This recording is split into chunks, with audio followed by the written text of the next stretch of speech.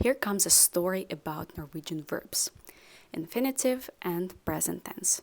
And the word ordstilling means position in the sentence. Let us start with the infinitive. Infinitive in English is like to do, to work, to sleep, and so on. In Norwegian, we have this marker å in front of the infinitive.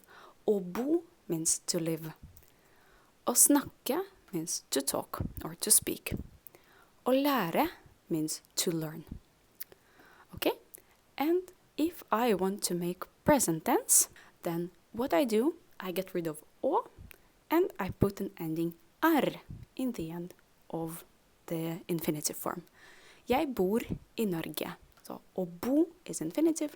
Jeg bor i Norge means I live in Norway. Å snakke is infinitive, and present tense would be du snakker engelsk.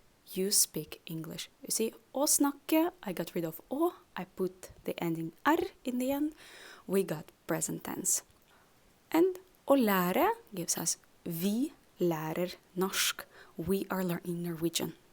You see, what is wonderful about the Norwegian verbs, they have only one form for present tense. So there will be no difference between jeg bor, du bor, han bor, vi bor, and so on. So it's just one form for present tense for each verb.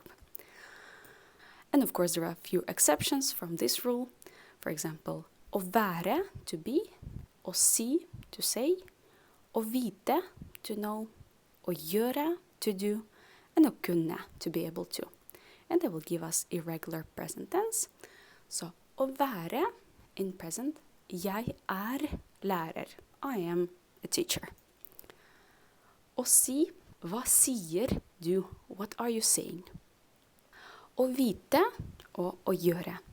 Jeg vet ikke hva han gjør. I don't know what he is doing. You see, å vite is vet in present, and å gjøre is gjør. And the verb å kunne give us kan in present tense. Kan du si det en gang til? Can you say it one more time? Can you repeat it? And here is something that is quite important to know, is that in English we have two different ways of expressing present tense. It's present simple and present continuous. Like what do you do and what are you doing? In Norwegian there is no difference. It will just be hva gjør du.